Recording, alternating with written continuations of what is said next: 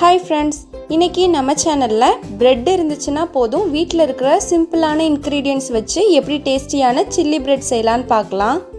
கடாய் heat பண்ணிவிட்டு 2 spoon அளவுக்கு oil சேர்த்துடலாம். 2 மீடியம் சைஸ் பல்லாரி கட் பண்ணி வச்சுருக்கேன், அதையும் ஆட் பண்ணிடலாம்.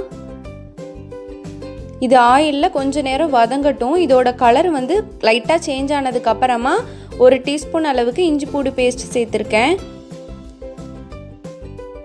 1 ஸ்பூன் கரம் மசாலா, காரத்துக்கு தேவையான வத்தல் பொடி கொஞ்சம் சேர்த்துக்கலாம். கொஞ்சமாக மல்லி இலை சேர்த்துக்கலாம்.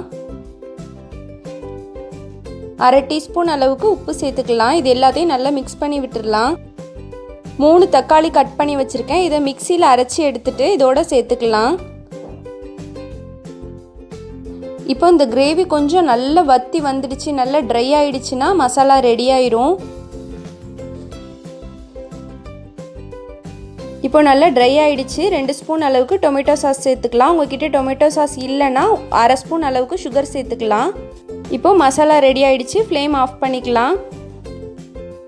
எப்போவுமே சில்லி பிரெட் செய்யும் போது மசாலா ரெடி பண்ணதுக்கு அப்புறமா தான் பிரெட் ரோஸ்ட் பண்ணி எடுக்கணும். பிரெட் ரோஸ்ட் பண்ணும்போது லைட்டாக நெய் சேர்த்துக்கோங்க. உங்ககிட்ட நெய் இல்லை அப்படின்னா தேங்காய் எண்ணெய் கூட சேர்த்து நீங்கள் ரோஸ்ட் பண்ணிக்கலாம்.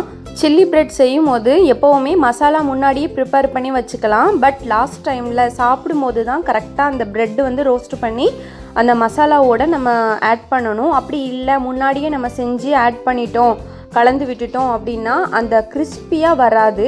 அந்த லாஸ்ட் டைமில் ஆட் பண்ணால் தான் நல்லா கிறிஸ்பியாக வரும்.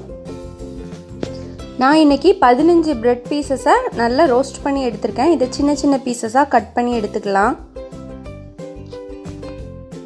நான் 4 பீஸாக கட் பண்ணியிருக்கேன். இதுவே இதோட சின்ன சின்ன பீசஸாக கூட நீங்கள் கட் பண்ணி எடுத்துக்கலாம்.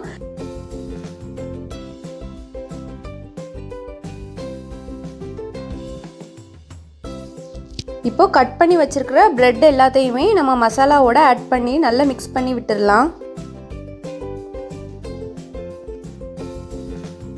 பிரெட்டில் ஜாம் வச்சு சாப்பிட்றது, பட்டர் வச்சு சாப்பிட்றதெல்லாம் ஒரு சிலருக்கு பிடிக்காது. அந்த டைமில் இது மாதிரி நல்ல ஸ்பைசியான கிறிஸ்பியான பிரெட் சில்லி செஞ்சு கொடுத்தீங்கன்னா கண்டிப்பாக எல்லாருக்குமே பிடிக்கும்.